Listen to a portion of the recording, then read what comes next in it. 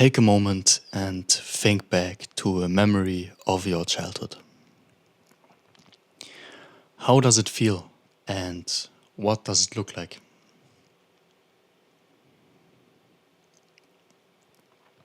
If you're doing this right now, you're probably feeling how light everything was and how effortless it felt. You were free of any burden, and everything just even looked more colorful and a lot more brighter. We felt real joy. But why did we feel so different compared to today? First of all, we were a lot more curious and excited about everything, right? Every day we experienced multiple things that were so exciting that we would remember them for like a few days afterwards, right? You would always go to sleep on the weekend and look back to a week where a lot of things happened, right? Every day was like a new big adventure. I mean, think about how the days went when you were in kindergarten, right? So everything was new, and that's why you are very curious and excited about everything, right? Second of all, you felt a lot of security. You had a pretty safe life. At least that's how it felt. And that is because of your parents, all right? Because you always had your parents as your net of security. You knew that whatever would happen, there would always be your parents saving you, right? Guarding you, holding their hand under you as soon as you fall down. Okay, so your parents were always there for you. That's why you felt very safe. So, third of all, and most importantly, I'd say, is that you were very, very present. You were not thinking all day, thinking about what you will do next week, what you have to do, about some experience in the past, about whatever, right? There was just not many thoughts going on day to day. You were not thinking, but experiencing. You were unconditioned. There were no negative thought patterns, no real negativity. You were just living and experiencing your life. In this video, I will guide you back onto the path towards this real and pure happiness that we all felt when we were children.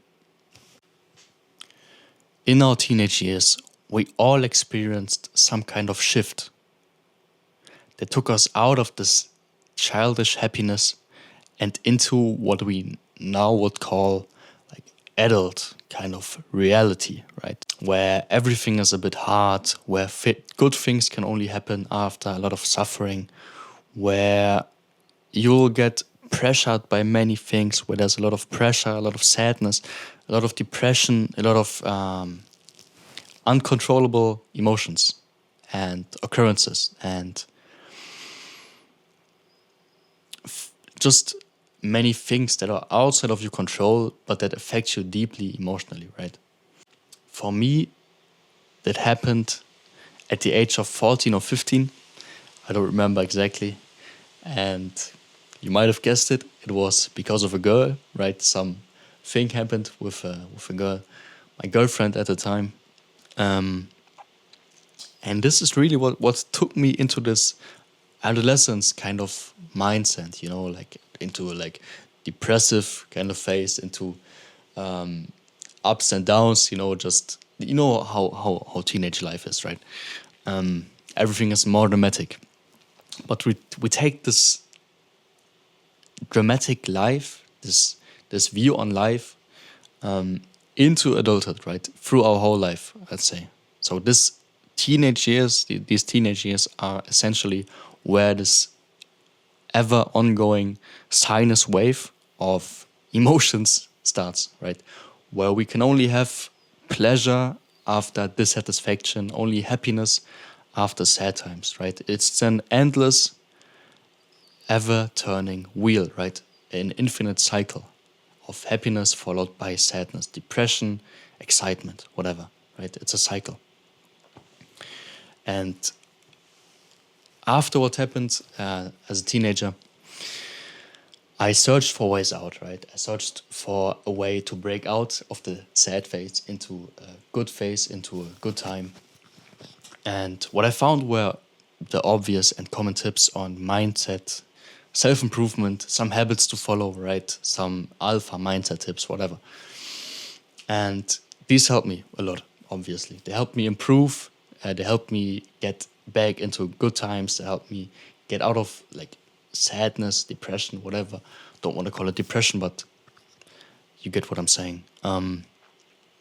And these helped, right? No question that they helped. But what I quickly realized though was that even if you do everything right externally, you can't prevent bad things from happening to you, right? You can only control what is inside of your control.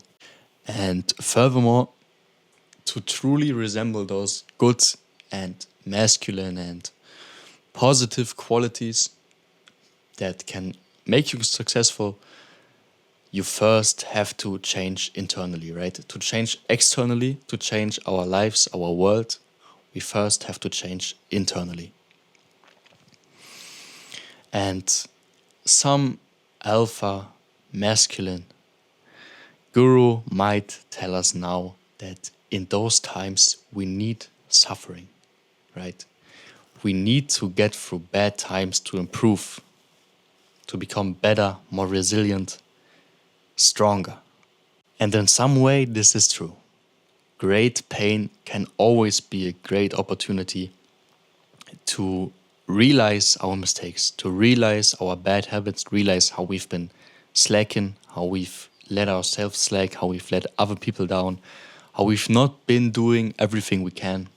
But this is absolutely not necessary. We don't need to let it go that far, okay? And even if disaster strikes one day, we can decide ourselves how much we want to suffer from the pain. We can decide to not get stressed by hard work, to not fall into depression after losing a loved one, and to not drown into negative emotions after a breakup. For this, we need a greater understanding though, and we need to realize and internalize that outside events are not a direct cause of our emotions, but rather that our emotions are created by ourselves internally. Consistent fulfillment is built upon two main columns. The first one is gratitude. Gratitude gives you perspective. It makes you enjoy and be grateful for everything that you have in your life. And it makes you remember that nothing that you have in life is granted, that everything can be taken from you, and that life itself is only temporary. There is a saying that goes something like, "He who is satisfied cannot be ruined." That means whatever the outside circumstances are in life, when you are satisfied and when you're practicing gratitude, there will always be reasons for joy, and you can never be taken down. Gratitude is also a form of controllable and universally applicable happiness, we could say.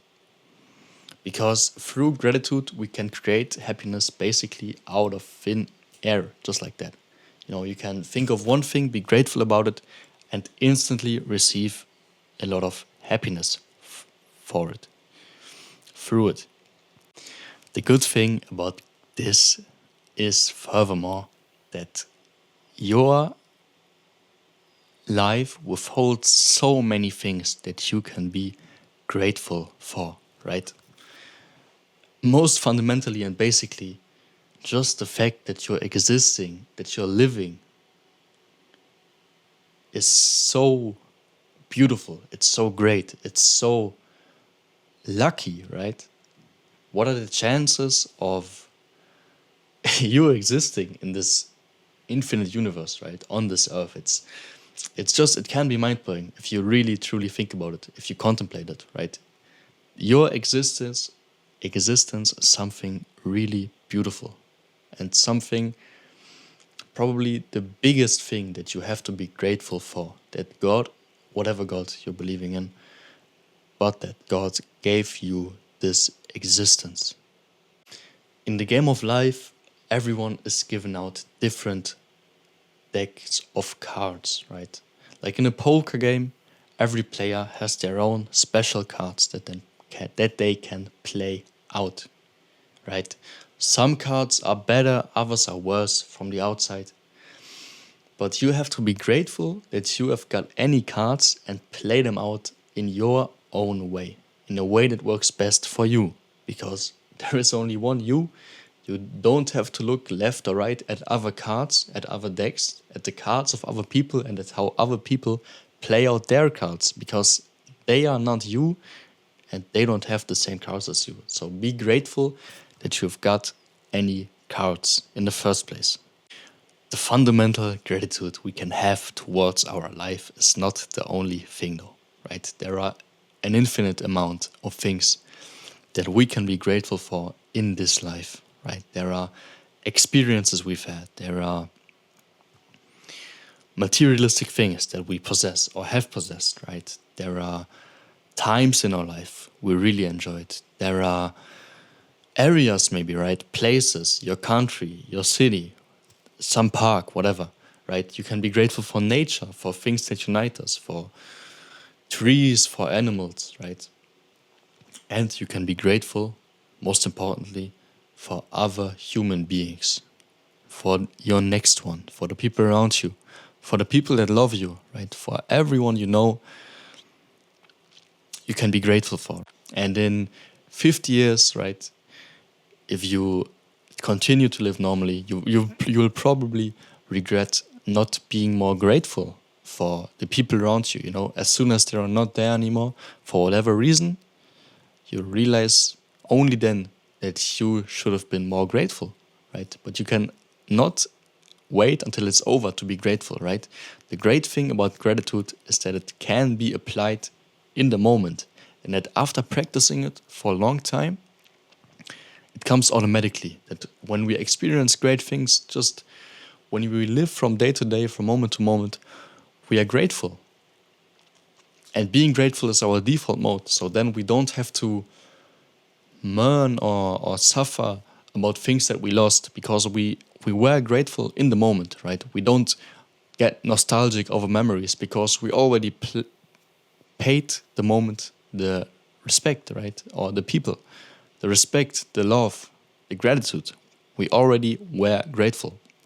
So we didn't lose anything.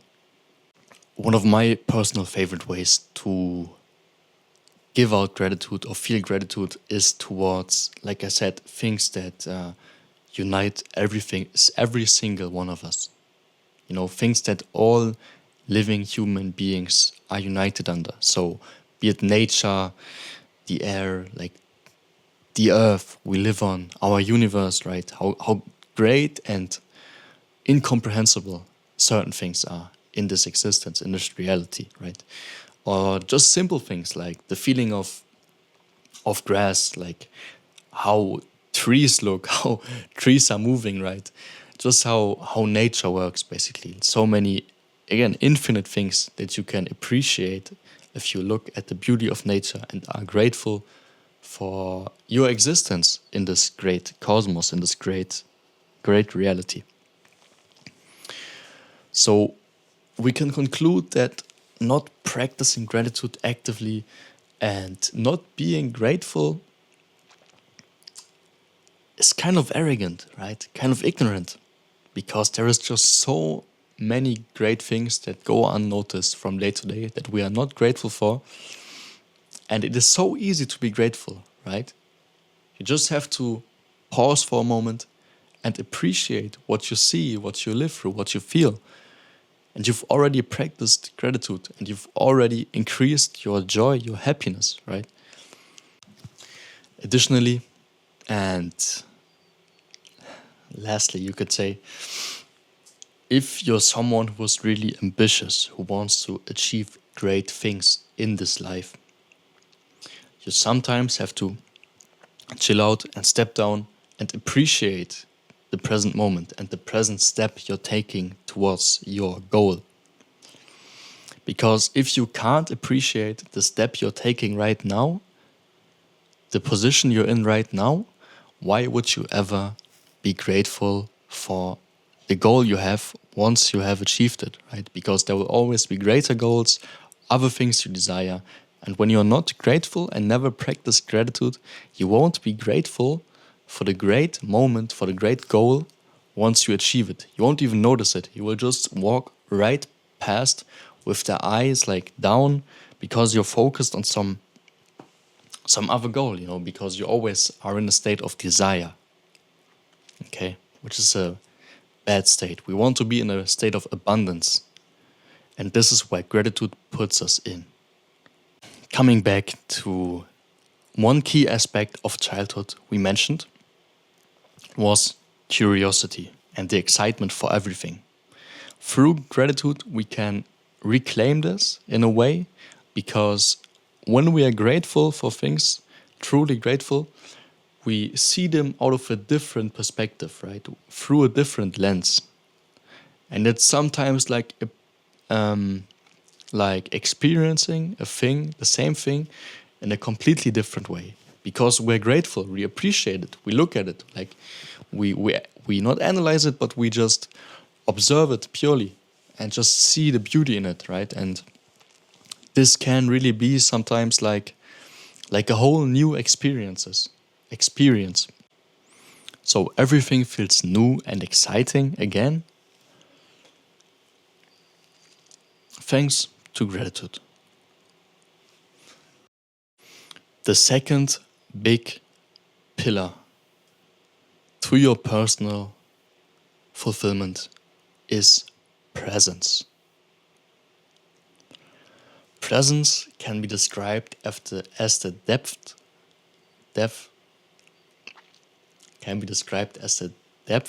of your awareness in the now, in the present moment.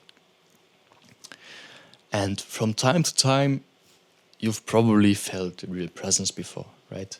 We stumble across moments where we are present, where our thoughts are cut off for one reason or the other. This happens most of the time because the train of thought is stopped.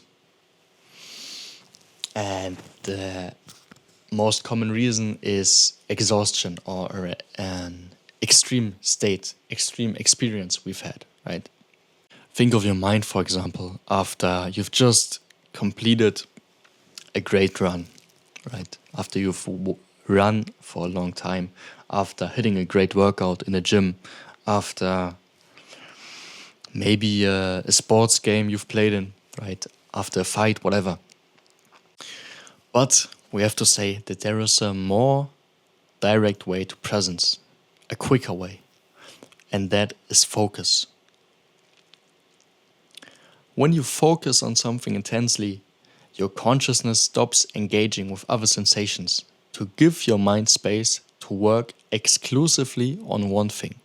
Therefore, it simultaneously disengages with the noisy flow of thought within your conscious.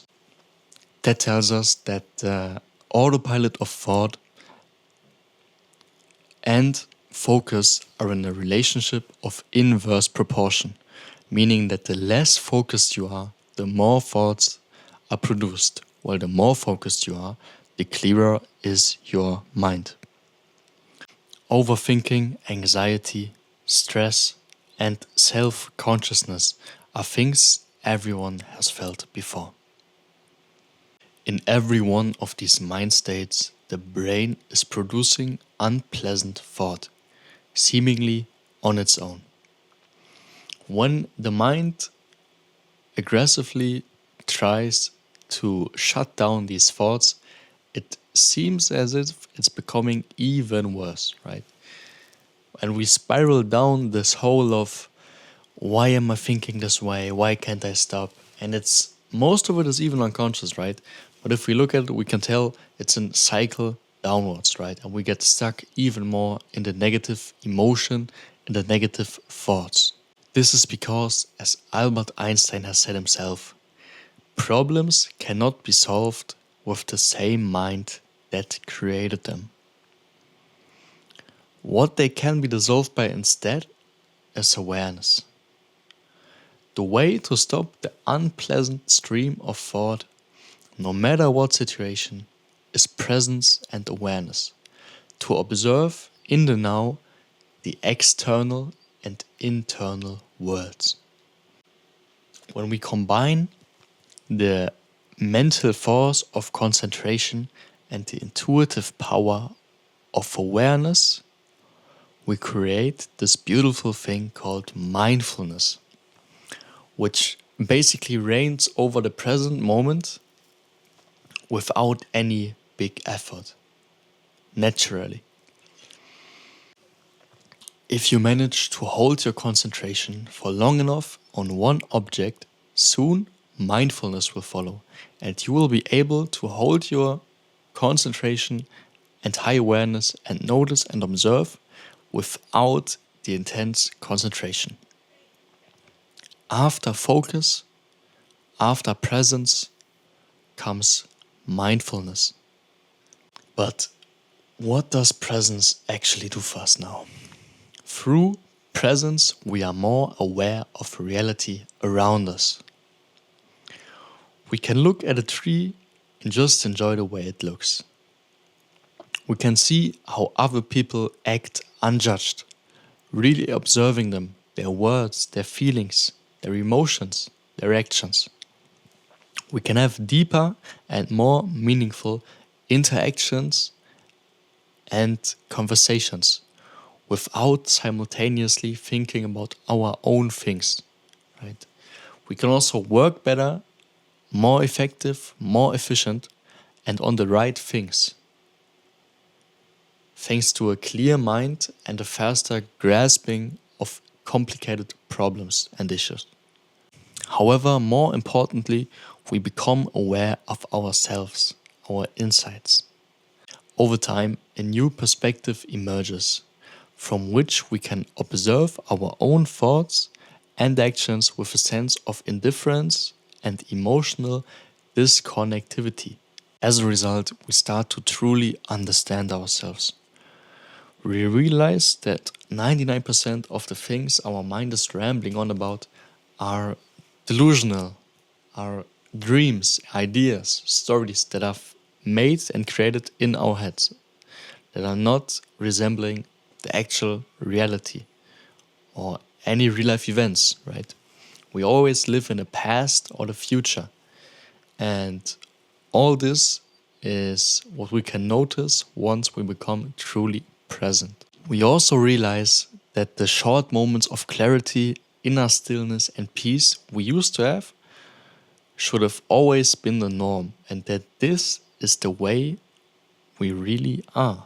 That our nature is to be present, to strive for the better, to grow, to expand, and to learn. For those who might suffer a lot and are in disbelief right now, once you start to truly observe ourselves and reality for what they are, you realize that all things are perfectly balanced and really simple once you get down to them. It is our own mind that overcomplicates things to make them fit our own experience and beliefs. Clarity, peace, and happiness are inside our God-given nature. And actively seeking to observe the truth, actively seeking for reality, means that we are already halfway there. The only thing we need fundamentally is the ultimate desire to see reality, to see the world, to see yourself as it is, as it truly is, as we truly are. Now, how is presence achieved consistently? First of all, by cutting out all of the noise, right? Cut out scrolling through Instagram, scrolling through TikTok, scrolling YouTube, watching thousands of YouTube videos every week, just being on your phone and consuming, right? If you practice presence, practice gratitude, but still continue having screen time over 4 hours, 5 hours, you won't actually reap any benefits, right? Because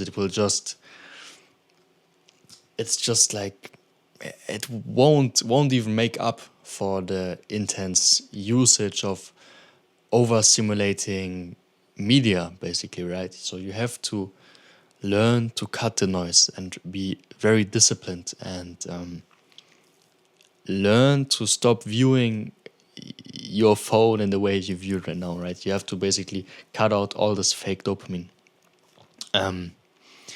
for the things to work really effectively, right? So once you've cut out all the noise, to achieve more consistent presence, you need to train. And the optimal, most effective, most efficient, perfect way to improve your presence, your mindfulness, is obviously meditation. The overall goals in meditation are first to apply concentration for an extended amount of time and keep it or regain it every time you lose it. Second, to stay aware of whatever arises within the mind or outside of yourself. And third, most importantly, is to stay disengaged with whatever arises, be it thoughts, emotions, whatever, right? You have to disengage with whatever is happening inside and outside. But now we don't want to violently remove every last thought out of our mind until nothing is left, but we rather want to shine the bright lamp of awareness onto our mind, onto all thoughts, right? Onto whatever is arising. Because the pure light of awareness dissolves and lets pass everything that is happening inside, right? We have to really learn to disengage and to not get sucked into our thoughts, right? Because this is how most people, 95% of people are living day to day, right? All day, every day, from moment to moment, they are sucked in some kind of thought, right? They are just in their thoughts. They are just stories, egos, dreams, desires going on the whole time. They're not even listening, right? They're inside of the thoughts. They are their own thoughts. And they never leave. So we have to disengage and learn that we are neither our thoughts or emotions or whatever happens to us, right? We are much more than it. We're greater than that. We are just observing. We have to disidentify. I can give you a quick, short, handy introduction tutorial on meditation, step-by-step guide. And you start, first of all, you find yourself in a seated position of your choice, one that is comfortable, where your spine is erect, where you're not sleeping, where you're not falling asleep quickly, where you're sitting up straight, with your spine straight, and but feeling comfortable, right? Not being strained, not being unrelaxed. Second, you take in about 5 deep breaths, conscious deep breaths into the belly, deep into your stomach. After that, you let the body control its breath on its own and just start listening and focusing on the breath. You listen to how it sounds, you feel how it flows through your body, and you also can find like an anchor point, right? I like to use the tip of the nose, so I listen to my breath, and I also focus on the tip of my nose, where my breath goes in and out. If you have any issues focusing on the sound only of the breath, You can start to notice the small details in your breath, right? For example, the pauses that happen between inhaling and exhaling, right? You breathe in, there is a small pause, and then you breathe out. And another pause, right? You can focus on these two. Or you can also count the breaths, right? 1. And count up to 10. And before you reach 10, you're mostly back and focused again, right? Another tip I have is kind of something that you can imagine on meditation, on how to really disengage with thoughts, right? So you can imagine yourself lying down in the grass, looking up at the blue sky, and every now and then a white cloud will pass by. And the blue sky resembles your breath, and the clouds passing by will be your thoughts that will pass by and try to get your attention. And when you look at the clouds, they start to turn gray, they start to thicken, to become big, and sooner or later it will start raining onto you. Right? But no worries if you start to focus back on the blue sky again, if you disengage with the thought, your focus returns, right? You can always focus back on the breath. It never leaves you, right? There is always the breath. That's why the breath is mainly used as the main component of meditation in all practices, because it's fundamental. It's the fundamental aspect, the key of life, you could say. And it's always there. It's always accessible. So just let the cloud pass and clarity will persist.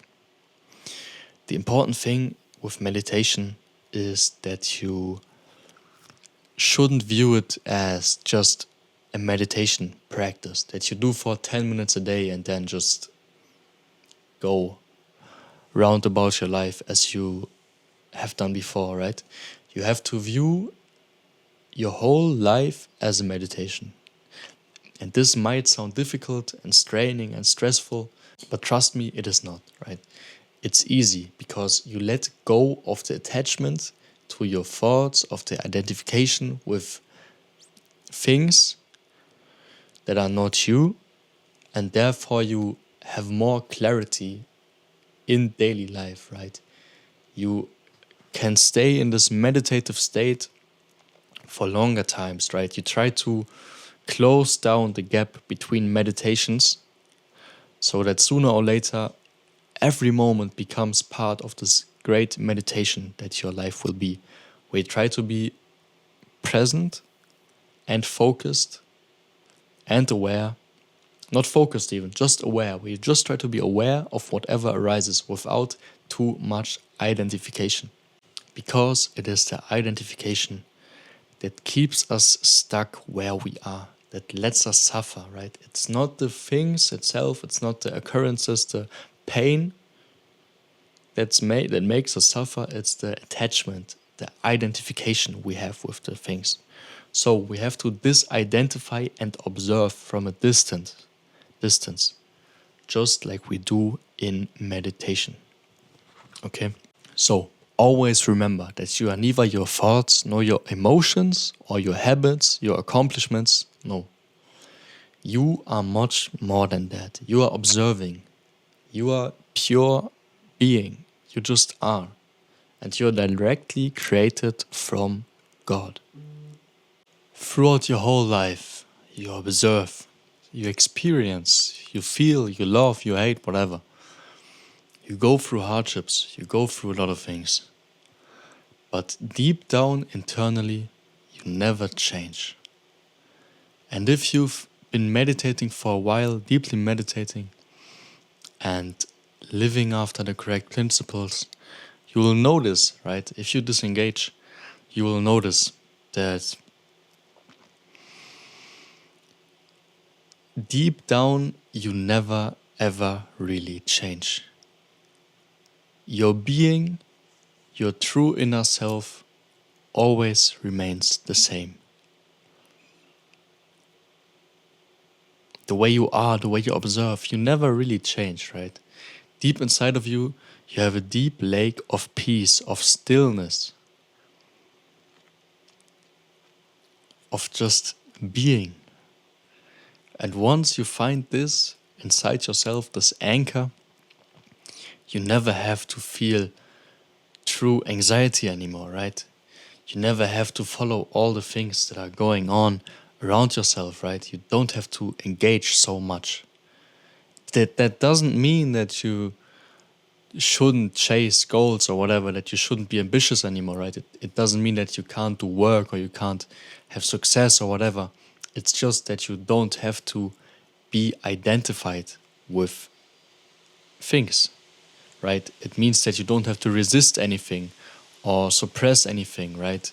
You don't have to suppress positive emotions or resist negative ones or negative experiences, right? You can just take everything as it is because it doesn't affect your true self.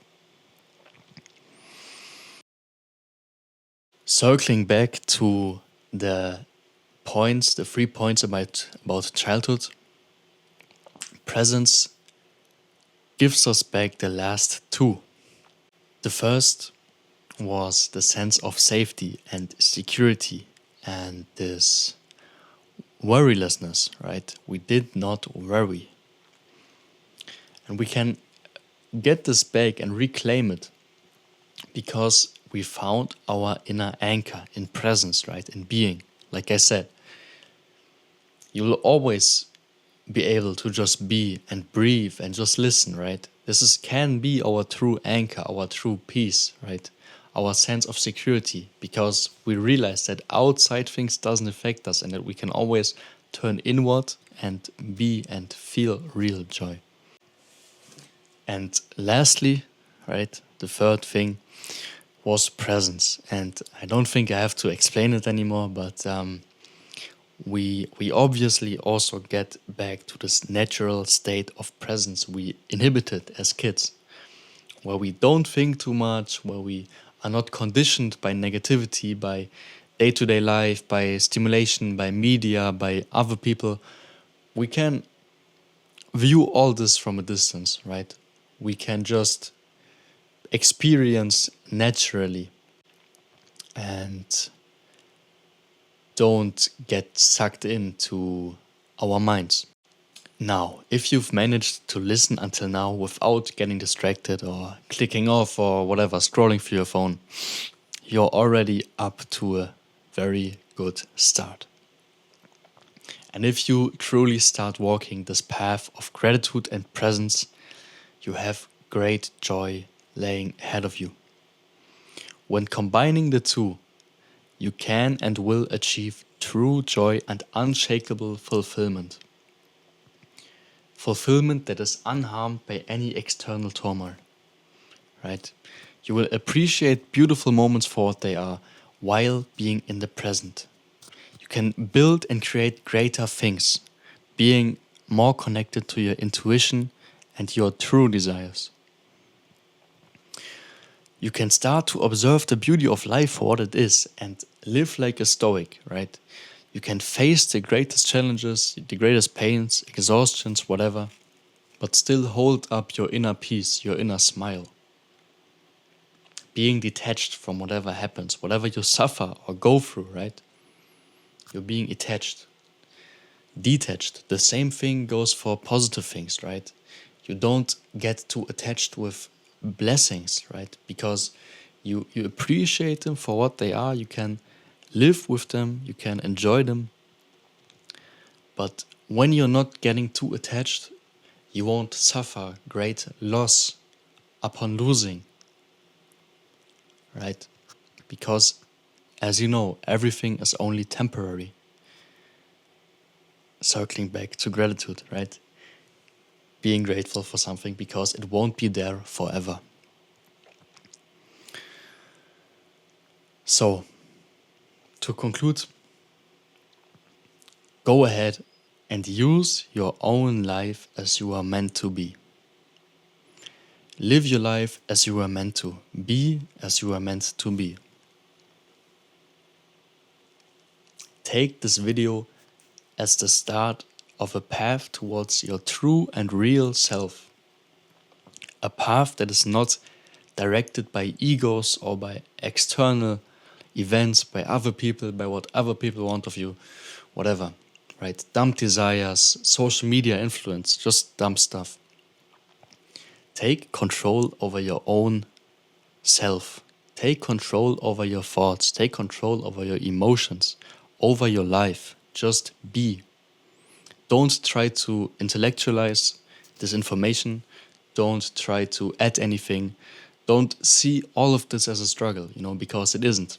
You're not trying to add anything, you're just trying to subtract. Right? So, gratitude, I would practice gratitude with just gratitude journaling, pretty classic. Writing down things you're grateful for in the morning and in the evening, as much as you can find in 5 minutes. And then, of course, meditation. Right? And in meditation, you don't have to start with 30 minutes. Start with a healthy amount that you can scale up. So 5 minutes a day is already enough. And just level your way up and don't get discouraged if you can't focus, right? Because it's natural. Just sitting down for 5 minutes every day in silence will already reap great benefits for you. And the advantage you have in the beginning with meditation is that every time you refocus your attention, your focus, your concentration increases. So you basically get stronger and better a lot quicker than later on, right? All right. Thank you all for listening. I hope I could help you. I hope you'll benefit. And see you all in the next one.